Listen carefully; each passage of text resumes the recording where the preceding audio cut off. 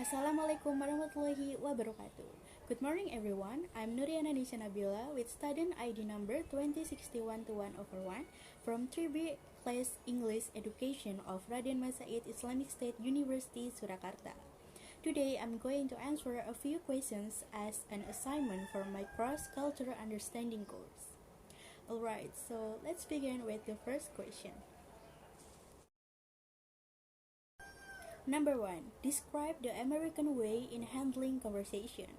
Basically, there is no special things in American conversation, but what makes it different with our culture is they are a country that use low context culture, whereas firm and on point in conversation. Being assertive is a good thing in America. They usually start a conversation with greetings while shaking hand or hugging.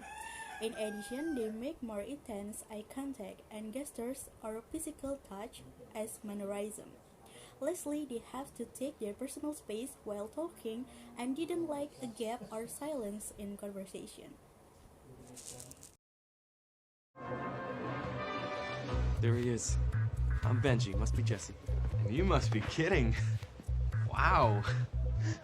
Looking at it now, I can see that it's a bit much. I could take it down. No way. I mean, it took a second for my eyes to adjust, but I can roll with this.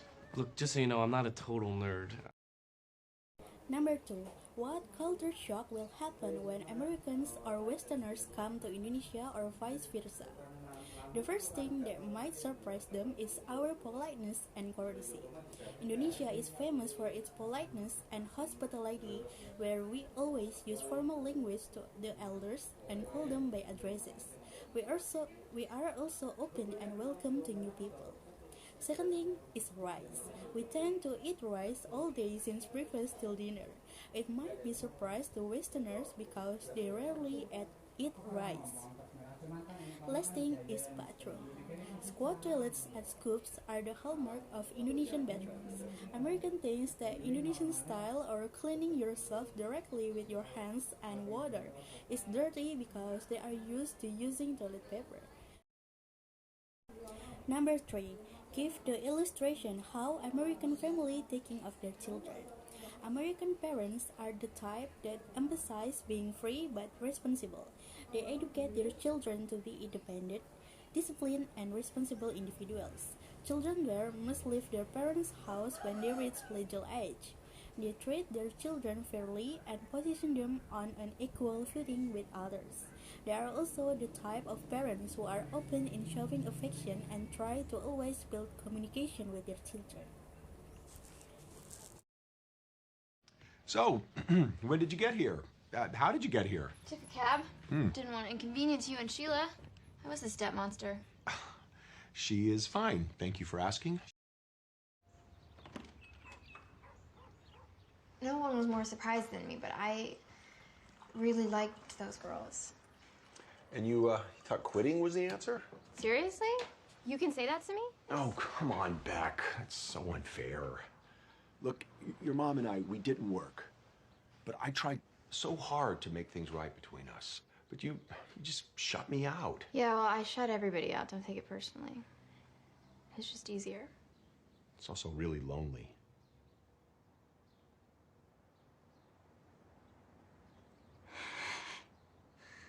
What do I do? Well, that's up to you. Number 4. What cultural values do you feel different between America and Indonesia? In my opinion, the most striking difference between Indonesia and America is 1. Religion. As a liberal country in America, being an atheist is a common thing, while in Indonesia this is an act that violates the law and religion. 2. Social relationships. America, which is famous for its individualism, makes them rarely interact with other people, while in Indonesia we must always get along with the social environment. The last thing is lifestyle. Lifestyle in America is more open because of its advanced and modern thinking, while Indonesia still considers some things taboo and should not be published because it is against customs and religion. Number 5. How do you describe the different concept of time between Westerners and Indonesia?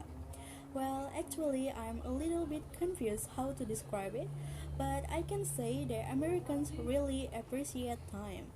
They even have a slogan that states time is money, which means they really hate wasting time and being late is intolerable. While Indonesia applies flexibility in time, rearranging a schedule that is delayed or late is a natural and tolerable thing that is even embedded in our culture. The last question: what educational values of Indonesian different from that of American?